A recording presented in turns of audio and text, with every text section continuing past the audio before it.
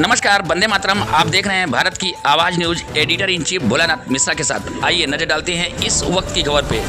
उत्तर प्रदेश की राजधानी लखनऊ में शिक्षक दिवस पर निराला सभागार हजरतगंज लखनऊ में काव्य सतत साहित्य यात्रा समूह का 11वां वार्षिकोत्सव खूब धूमधाम के साथ मनाया गया। मंच का मान डॉक्टर मिथिलेश दीक्षित अध्यक्ष, डॉक्टर निवेदिता सरकार मुख्य अतिथि, मीनू खरे विशिष्ट अतिथि, मीरा दीक्षित विशिष्ट अतिथि, निवेदिता श्री संयोजक ने बढ़ाया। सफल मंच संचालन प्रसिद्ध साहित्यकार अलका प्रमोद ने किया। इस मौके पर 3 पुस्तकों कथा मणि लघु कथा संग्रह संपादक निवेदिता श्री, पराक्रमी कथा संग्रह लेखक निवेदिता श्री, स्मृतियों में दिया संस्करण संग्रह संपादक निवेदिता श्री का लोकार्पण हुआ। आयोजक निवेदिता श्री ने सभी का स्वागत किया। पुस्तक कथा मणि की समीक्षा रश्मि शील ने किया। पराक्रमी की समीक्षा रेणु छाबड़ा जी ने व स्मृतियों में दिया है की समीक्षा संजना मिश्रा जी ने प्रस्तुत की। इस मौके पर विभिन्न क्षेत्रों के शिक्षकों को सम्मानित किया गया। तो लखनऊ से देखें हमारे सहयोगी सुनील सिंह की एक खास रिपोर्ट। खबर अच्छी लगे तो हमारे चैनल भारत की आवाज़ न्यूज़ को अधिक से अधिक लाइक शेयर सब्सक्राइब अवश्य करें। आप अपना सुझाव कमेंट बॉक्स में अवश्य दें। जय हिंद, वंदे मातरम। थोड़ा बहुत देखती हूँ। यहाँ पर शादी प्रकाशन का कार्यक्रम को बुलाया गया था और मैं संगीत की शिक्षिका हूँ। तो देखिए ये एक बहुत बड़ा काम होता है कि जो कुछ लिखा जाए पढ़ा जाए छपे वो बहुत ज़रूरी है, ताकि जो भी रचनाएं हैं वो धरोहर के रूप में भविष्य के लिए होनी चाहिए। इससे आगे चल के लोग आगे की दुनिया पढ़ें और उससे लाभान्वित हों जो भी लिखा जाए।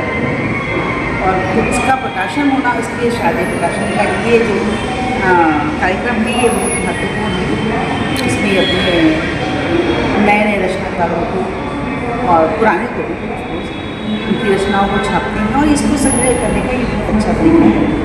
और शिक्षक दिवस के अवसर पर तो सभी शिक्षकों का तो बहुत बड़ा महत्वपूर्ण योगदान होता है, क्योंकि शिक्षक खुद ही जल्दी लॉ में अपने दीपक से सबको, संसार को, समाज को, प्रकाशित करते हैं। शिक्षक का जो योगदान है वो अपना पूरा परिचय के साथ बताइए। शारदीय प्रकाशन द्वारा आज आपको सम्मान समारोह सम्मानित किया गया है। आज शिक्षक दिवस भी है और आप शिक्षिका भी हैं, कवित्री भी है। क्या कहना चाहेंगे आप पूरा परिचय देते हुए? मेरा नाम शिखा श्रीवास्तव है। मैं जनपद सीतापुर में गवर्नमेंट स्कूल में प्रधानाध्यापिका के पद पर कार्यरत हूँ और साथ ही साथ मैं अपराजिता जज्बा जीत का संस्था में कवित्री के रूप में कार्यरत हूँ। मैं वहाँ के सभी कार्यक्रम में प्रतिभाग करती हूँ, जो कि एक बहुत ही सशक्त महिला सशक्तिकरण का मंच है। तो उसके माध्यम से मेरी कई कविताएं भी प्रकाशित हुई हैं। मैं लेख भी लिखती हूँ और वहीं से मेरी मुलाकात निवेदिता श्रीवास्तव जी से हुई, जो कि काव्य सतत यात्रा की मुख्य आयोजिका हैं। और उनसे जुड़ी फेसबुक पर उनकी कार्यशाला चलती है, जिसमें वो साहित्य की विभिन्न विधाओं को सिखाती हैं।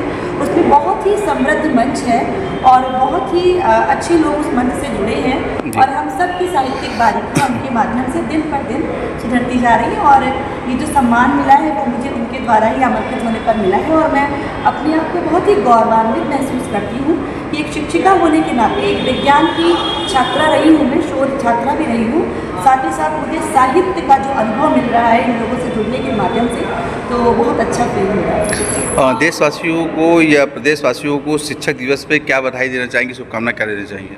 मैं समस्त देशवासियों को, प्रदेशवासियों को, इस समाज को एक शिक्षिका होने के नाते सिर्फ ये संदेश देना चाहती हूँ कि हमें अपनी जड़ों से हमेशा जुड़े रहना चाहिए, क्योंकि हिंदी हमारी मातृभाषा रही है और हिंदी के माध्यम से ही इस देश की उन्नति हुई है।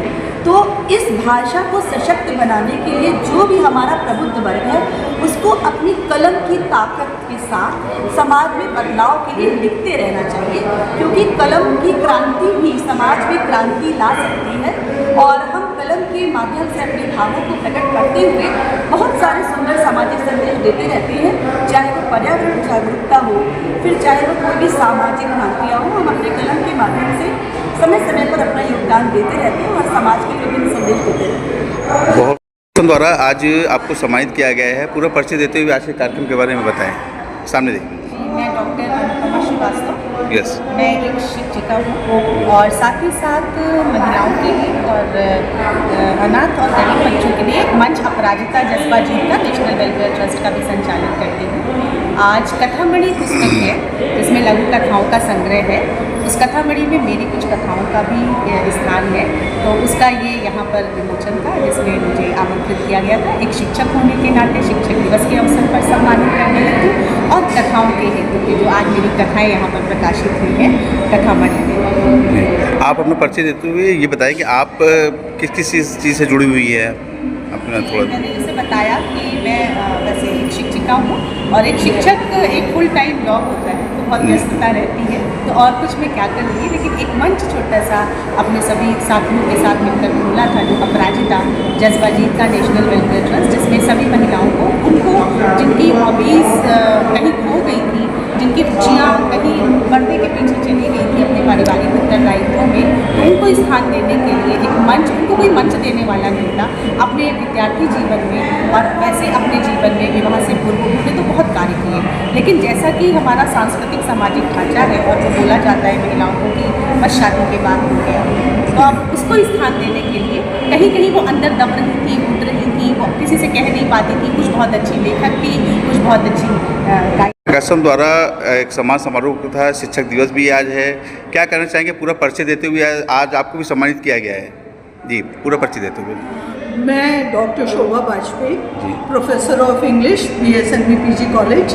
मैं ये कहना चाहूँगी कि ये सम्मान तो एक प्रतीक है और मुख्य रूप से शिक्षक जो होता है वो एक लैम्प की तरह से होता है, अगर वो अपनी ज्योति खुद नहीं जलाएगा तो दूसरों को भी नहीं जला सकता। तो शिक्षक के साथ साथ हम लोग एक साहित्यकार भी हैं। साहित्य चर्चा हो रही थी शारदीय प्रकाशन की तरफ पे, तो साहित्यकार जो होता है समाज के लिए एक चैलेंज होता है जी, जिसको कहते हैं ना पोएट, लवर्स एंड ल्यूनेटिक्स, ये इन तीनों लोगों का धर्म एक जैसा ही होता है। ये अपनी जिस बात को ठान लेते हैं उनके मन में जो प्रण हो जाता है वैसा ही करते हैं। काव्य जो है, अगर आप काव्य लिखते हैं तो काव्यानंद ब्रह्मानंद सहोदर, कि काव्य का आनंद जो होता है ब्रह्मानंद के बराबर होता है, उससे मन की आत्मा की। शारदीय प्रकाशन द्वारा आज जो ये सम्मान समारोह का कार्यक्रम रखा गया है, पुस्तक विमोचन भी शायद था, क्या कहना चाहेंगे पूरा परिचय देते हुए? काव्या निवेदिता श्री जी की एक संस्था यहाँ साहित्यिक संस्था है, वो साहित्य के क्षेत्र में, समाज के क्षेत्र में कुछ न कुछ कार्य किया करते हैं। उसी श्रृंखला में वो साल में 2 कार्यक्रम करती हैं, 2 फरवरी को और एक 5 सितंबर को। हम लोग सौभाग्य से शिक्षक हैं, आज उन्होंने अपने कार्यक्रम में हम लोगों को भी शिक्षक। नमस्कार, मैं डॉक्टर मीनाक्षी नंगवा, मैं principal new government high school Sonpur Unnao में, और निवेदिता जी ने मुझे इस कार्यक्रम के लिए चयनित किया है, तो मुझे भी अच्छा लग रहा है। और अच्छा मतलब एक जिम्मेदारी, जैसे वर्षा जी ने भी बताया कि एक शिक्षक होना एक इतना आसान नहीं होता है कि ये सिर्फ एक नौकरी नहीं है, जॉब नहीं है, ये एक बहुत बड़ी जिम्मेदारी है।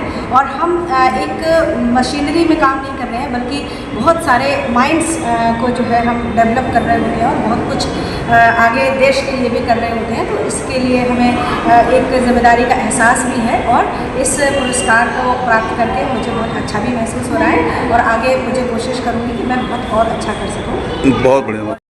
एक पंक्ति आपने सुनी, Yes. शिक्षा के सारे पर्याय स्त्री लिखती जाती हूँ, तो आज का जो मंच सजा हुआ था वो आपने अभी देखा ही, और उसी पंक्ति को जोड़ते हुए कुछ पंक्तियाँ मैं यहाँ पर रखना चाहूँगी। शिक्षक दिवस के अवसर पर सभी शिक्षकों को सम्मान करते हुए और उनको बधाई देते हुए।